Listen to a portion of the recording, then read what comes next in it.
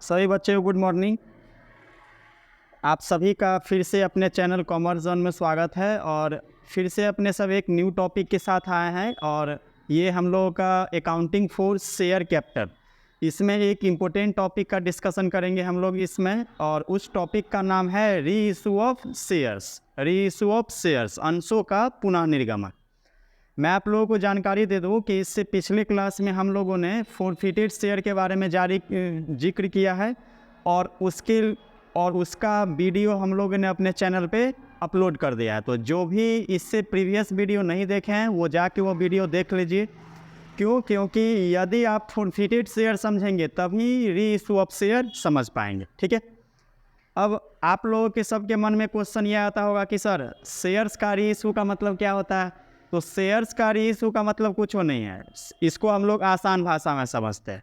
ठीक है, शेयर्स का री इशू का मतलब ये होता है कि जब कोई कंपनी अपने शेयर्स को मार्केट में इशू करती है, तो इशू जब मार्केट में करती है तो कुछ ऐसे शेयर होल्डर होते हैं जो कंपनी के मांग के अनुसार पैसे दे देते हैं, लेकिन कुछ ऐसे बदमाश शेयर होल्डर होते हैं जो कंपनी बार बार पैसा मांगती है और कंपनी को ऐसे शेयर होल्डर पैसे का भुगतान नहीं करता है। तो ऐसे में कंपनी करती क्या है, परेशान होकर के, कि ऐसे शेयर होल्डर जो कंपनी को मांग के अनुसार पैसा नहीं पे करती है कंपनी को, तो ऐसे शेयर होल्डर का कंपनी पैसा क्या कर लेती है, जब्त कर लेती है, जिसे हम लोग बोलते हैं फोरफिटेड शेयर। क्या बोलते हैं बाबू, फोरफिटेड शेयर। और इस फोरफिटेड शेयर को कंपनी को तो चूंकि पूंजी की जरूरत है, तो आप ही लोग मुझे बताइए कि क्या कंपनी जो शेयर जब्त किया है फिर से पूंजी एकत्रित करने के लिए क्या वो शेयर अपने पास रखेगी? नहीं, अपने पास नहीं रखेगी। कंपनी करती क्या है कि ऐसे शेयर्स को फिर से मार्केट में इशू करती है। क्या करती है बाबू, ऐसे शेयर को मार्केट में फिर से इशू करती है और इसी शेयर को हम लोग बोलते हैं री इशू ऑफ शेयर। क्या बोलते हैं बाबू, री इशू ऑफ शेयर। तो री इशू ऑफ शेयर कौन सा शेयर है? ऐसा शेयर जो उन शेयरधारकों के बदले में कंपनी जारी करती है जिनके शेयर कंपनी ने जब्त कर लिए हैं। ठीक है, तो जब्त किया गया शेयर यदि कंपनी फिर से मार्केट में निर्गमित करती है, इशू करती है, तो उसे हम लोग क्या बोलते हैं, री इशू ऑफ शेयर। क्या बोलते हैं बाबू, री इशू ऑफ शेयर। अब यहाँ पे हम लोगों ने क्या देखा था, हम लोगों ने फोरफिटेड, यहाँ तक बात क्लियर हो चुका होगा। अब आप लोग आगे समझिए। अब आप लोग आगे ऐसे समझिएगा कि हम लोगों ने इससे पिछले क्लास में फोरफिटेड शेयर के बारे में डिस्कशन किया था और उस चैप्टर में, उस टॉपिक में हम लोगों ने डिस्कशन मेनली क्या किया था कि फोरफिटेड शेयर का लेखांकन व्यवहार कैसा होता है। तो इसमें भी हम लोग री इशू ऑफ शेयर का लेखांकन यानी अकाउंटिंग ट्रीटमेंट देखेंगे कि इसका अकाउंटिंग ट्रीटमेंट कंपनी करती कैसे है।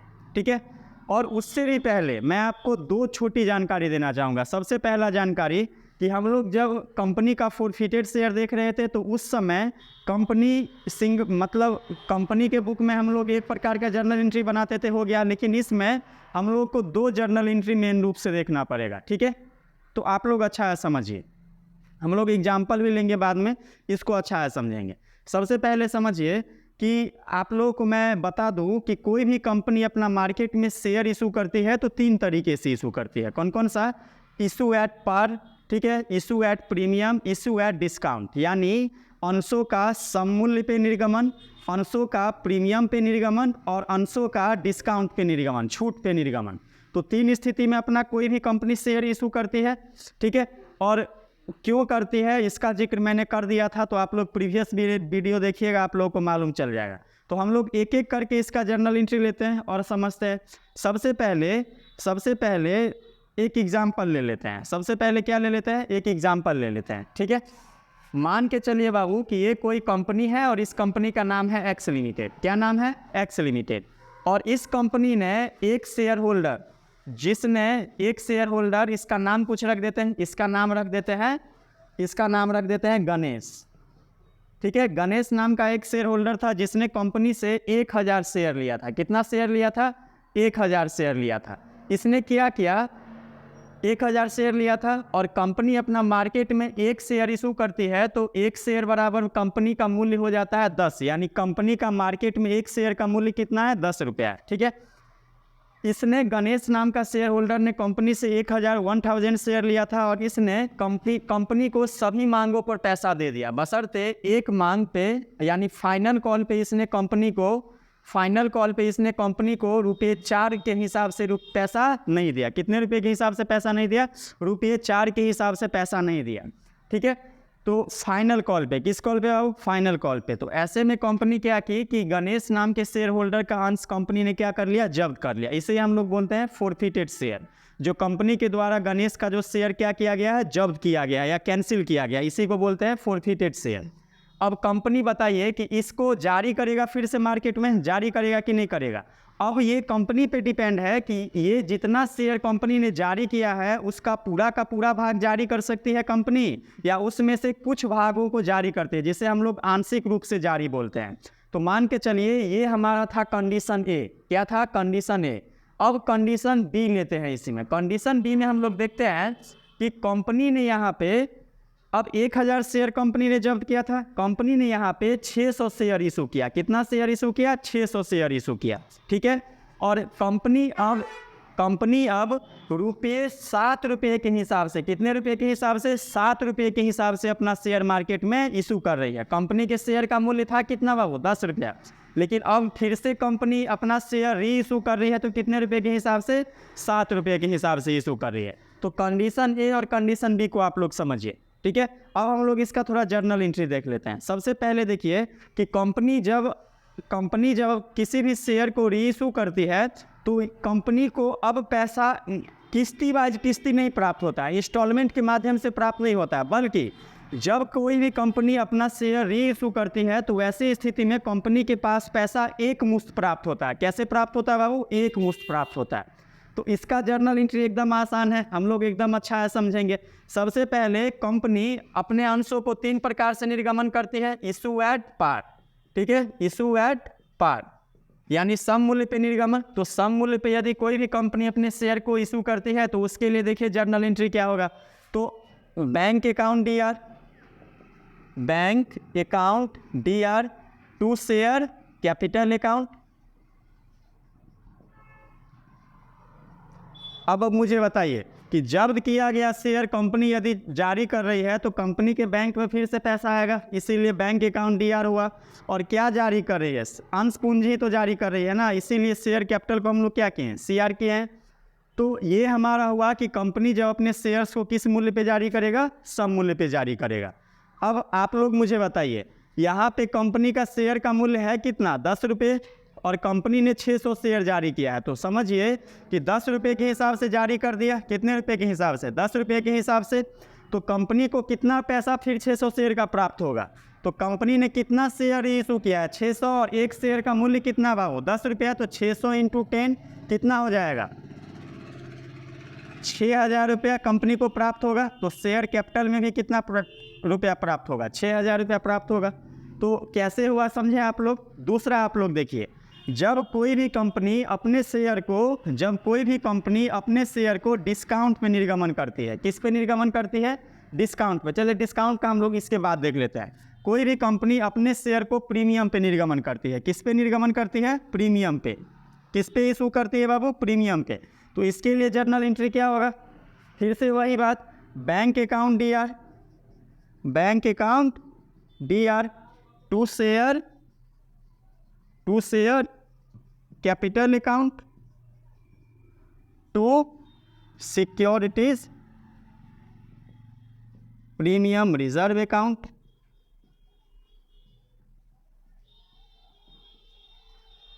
Bank account DR, share capital account, और to securities premium reserve account. अब यहाँ पे आप लोग देखिए, कंपनी के शेयर का मूल्य कितना है? ₹10। और कंपनी ने जब 600 शेयर इशू किया तो एक शेयर कंपनी ₹12 के हिसाब से जारी कर रही है। कितने रुपये के हिसाब से? ₹12 के हिसाब से। कंपनी के शेयर का मूल्य था ₹10, लेकिन कंपनी अब जारी कितने रुपये के हिसाब से कर रही है? ₹12 के हिसाब से। तो अब देखिए कि कंपनी इसका ट्रीटमेंट कैसे करेगी, लेखांकन व्यवहार कैसे करेगी। तो आप लोग मुझे बताइए, ₹12 के हिसाब से यदि फिर से री इशू कर रही है तो कंपनी के बैंक खाते में प्राप्त होगा, पैसा प्राप्त होगा कि नहीं होगा? तो कितना रुपया से प्राप्त होगा? 600 × 12 कितना हो गया? 7200 रुपया। होगा, बिल्कुल। सेकेंड में देखिए, लेकिन कंपनी शेयर कैपिटल पे कितना क्रेडिट कर सकती है? शेयर का अंकित मूल्य है कितना बाबू, कितना है 10 रुपया, तो 10 रुपये के हिसाब से ये क्रेडिट कर सकती है ना। तो 600 इंटू 10 कितना हो गया, 6000 रुपया।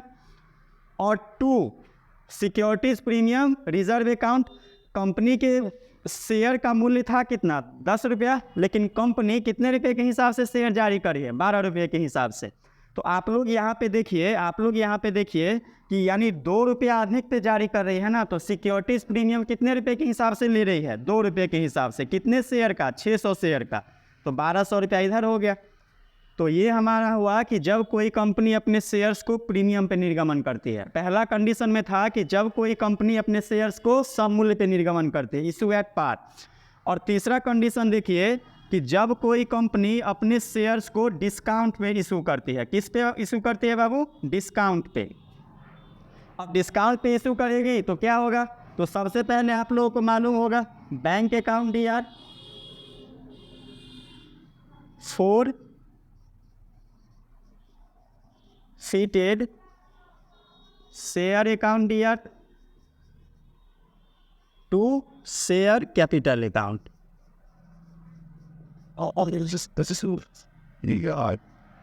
मैंने क्या बताया कि जब कोई कंपनी शेयर्स को डिस्काउंट पे इशू करती है, री इशू करती है, तो bank account DR, forfeited share account DR, 2 share capital account. अब इसको भी हम लोग समझ लेते हैं। कंपनी का शेयर का मूल्य था 10 रुपया, लेकिन कंपनी ने 7 रुपये के हिसाब से 600 शेयर इशू किया है। कितने रुपये के हिसाब से, 7 रुपये के हिसाब से। तो आप ही लोग मुझे बताइए कि कंपनी के बैंक खाते में जब पैसा प्राप्त होगा तो कितने रुपये के हिसाब से प्राप्त होगा, 7 रुपये के हिसाब से ही प्राप्त होगा ना। तो कितना शेयर का 7 रुपये के हिसाब से प्राप्त होगा, 600 शेयर का, तो कितना रुपया हो गया, 4200 रुपया।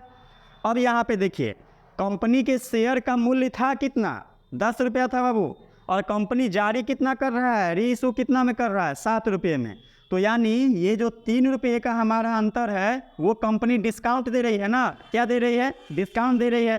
अब डिस्काउंट दे रही है तो फोरफिटेड शेयर अकाउंट कितना डिस्काउंट दे रही है, 600 शेयर के हिसाब से 3 रुपया एगो शेयर पर डिस्काउंट दे रहा है। तो डिस्काउंट कितना दे रही है, 1800 रुपया।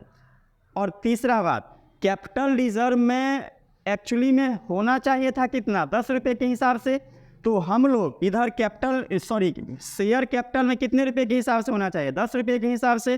तो 10 रुपये के हिसाब से कितने शेयर का, 600 शेयर का। तो 600 इंटू 10 कितना हो गया, 6000 रुपया। कितना हो गया बाबू, 6000 रुपया। तो ये था हमारा तीनों कंडीशन। अब इसमें एक और जर्नल एंट्री है, उसको भी हम लोग समझ लेते हैं। एक और जर्नल एंट्री क्या है बाबू, कि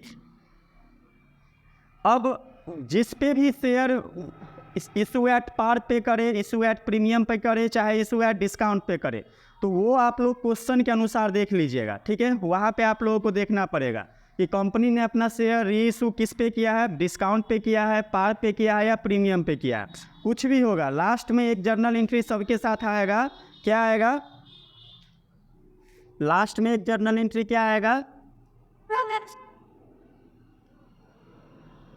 share forfeited account DR, 2 capital reserve account. कौन सा अकाउंट बाबू, कैपिटल रिजर्व अकाउंट। कौन सा अकाउंट बाबू, कैपिटल रिजर्व अकाउंट। अब आप लोग देखिए, अच्छा समझिए, कैपिटल रिजर्व इसमें क्यों आता है वो समझिए। जब कंपनी किसी भी शेयरधारक का पैसा जब्त करती है तो वो पैसा कंपनी के लिए क्या हो जाएगा, एक तरह से प्रॉफिट हो जाएगा ना। और एक तरह से प्रॉफिट हो जाएगा तो कैसे प्रॉफिट हो जाएगा, पूंजीगत प्राप्ति हो जाएगी, पूंजीगत प्राप्ति हो जाएगी।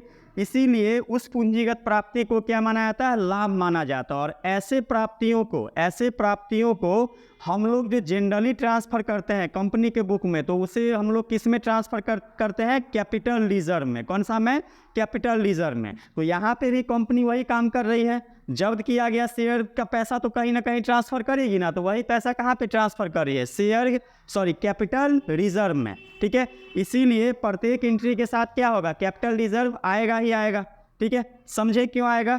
अब यहाँ पे हम लोग देख लेते हैं एक एग्जाम्पल, ठीक है। जनरली सबसे हार्ड जो माना जाता है डिस्काउंट वाला एग्जाम्पल ही माना जाता है। इसी को हम लोग अब कैलकुलेशन कैपिटल रिजर्व का क्या कैसे करेंगे, अब आप लोग देखिए। पूंजी संचय खाता में ट्रांसफर की जाने वाली लाभ की मात्रा की गणना कैसे करेंगे हम लोग, ठीक है। अब लाभ की यानी कैपिटल रिजर्व की गणना कैसे करेंगे। कैपिटल रिजर्व में जो अमाउंट हमारा ट्रांसफर होगा उस अमाउंट का गणना कैलकुलेशन हम लोग कैसे करेंगे। तो देखिए इसके लिए आसान सूत्र है। सबसे पहले फोरफिटेड अमाउंट यानी जितना अमाउंट मैंने जब्त किया है into number of forfeited share reissue. इसका ये मतलब हुआ कि जब्त किया गया अंशों में से मैंने कितना अंश फिर से रीइशू किया, वो by number of forfeited share, मैंने कितना शेयर फोरफिटेड किया है, कितना शेयर मैंने जब्त किया है, ठीक है, माइनस डिस्काउंट और loss on reissue of share. Discount और loss on reissue of share का मतलब ये हो गया कि मैंने जो डिस्काउंट पे रीइशू किया है शेयर्स को, उस पर मुझे कितने रुपए की हानि हो रही है, लॉस हो रही है, ठीक है। तो इसका कैलकुलेशन इजी है, क्या है, फोरफिटेड अमाउंट, ठीक है, into number of forfeited share reissue, number of forfeited shares minus discount और loss on reissue of shares. इसका हम लोग देख लेते हैं। अब यहाँ पे आप लोग देखिए, ये बातें समझ गए ना। अब आप लोग यहाँ पे देखिए, कंपनी ने शेयर कितना जब्त किया था 1000, और 1000 शेयर में से कंपनी फिर से रीइशू कितना कर रहा है 600। कितना रीइशू कर रहा है 600, और 600 कर रहा है तो कंपनी के शेयर का मूल्य था मार्केट में 10 रुपये, लेकिन कंपनी 7 रुपये के हिसाब से जारी कर रही है, 7 रुपये के हिसाब से। तो अब इसका कैपिटल रिजर्व में कौन सा अमाउंट जाएगा, इसका कैलकुलेशन कैसे करेंगे वो देखिए, आसान है। सबसे पहले फोरफिटेड अमाउंट। तो फोरफिटेड अमाउंट हमारा कितना है बाबू, यहाँ पे देखिए फोरफिटेड अमाउंट हमारा कितना है, फोरफिटेड अमाउंट हमारा कितना है,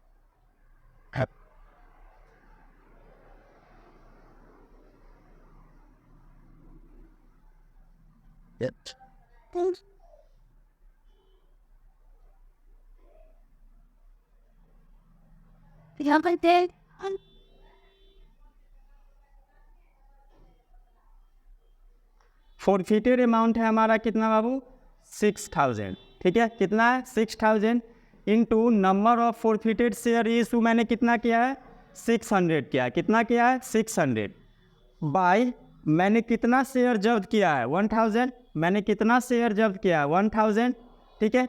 तो सबसे पहले इसका कैलकुलेशन करेंगे तो 6000 इंटू 600 बाई 1000, 20 से 20, 10 से 600 इंटू 6, तो 600 इंटू 6 कितना हो गया 3600, और माइनस डिस्काउंट और loss on the issue of share. Discount और loss on the issue of share का मतलब क्या हो गया कि यहाँ पे देखिए डिस्काउंट और loss on the issue of share का मतलब ये हो गया कि यहाँ पे डिस्काउंट और loss on the issue of share का मतलब ये हो गया कि कंपनी का शेयर का मूल्य था कितना 10 रुपये, और कंपनी ने जारी किया है कितना बाबू 7 रुपये में, यानी इसका मतलब एक शेयर पे कंपनी कितना रुपये का छूट दे रही है 3 रुपये पे, कितने शेयर पे, तो 600 इंटू 3 1800, ठीक है।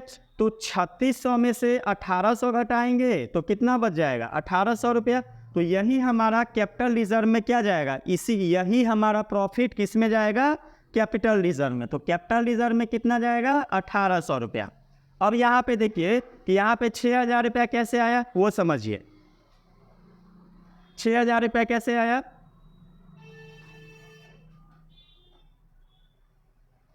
यहाँ पे देखिए कंडीशन ए में क्या था कि कंपनी 10 रुपये का शेयर जारी कर रही है, जिसपे कंपनी को 6 रुपया तो प्राप्त हो रहा है लेकिन 4 रुपया प्राप्त नहीं हो रहा है। तो आप ही लोग मुझे बताइए कि फोरफिटेड अमाउंट में हम लोग कौन सा अमाउंट डालेंगे, जो हमको या कंपनी को प्राप्त हो चुका है वही अमाउंट, यानी केवल और केवल 4 रुपया नहीं प्राप्त हुआ है ना, इसका मतलब 6 रुपया तो कंपनी को प्राप्त हो गया होगा। कितना शेयर पे 1000 शेयर पे, तो 1000 इंटू 6 कितना हो जाएगा बाबू 6000। तो हमारा 6000 कहाँ से आया समझ गए, फोरफिटेड अमाउंट। तो फोरफिटेड अमाउंट हमारा कितना है 6000 इंटू फिर से रीइशू कितना किया 600, तो 600 बट्टा और शेयर को फोरफिटेड किया कितना था 1000 बटा 1000 इज इक्वल टू कितना हो जाएगा, काटेंगे तो 3600 बचेगा और 3600 में से फिर 1800 आएगा तो 1800 रुपये हमारा क्या हो गया, फॉरफिटेज अकाउंट।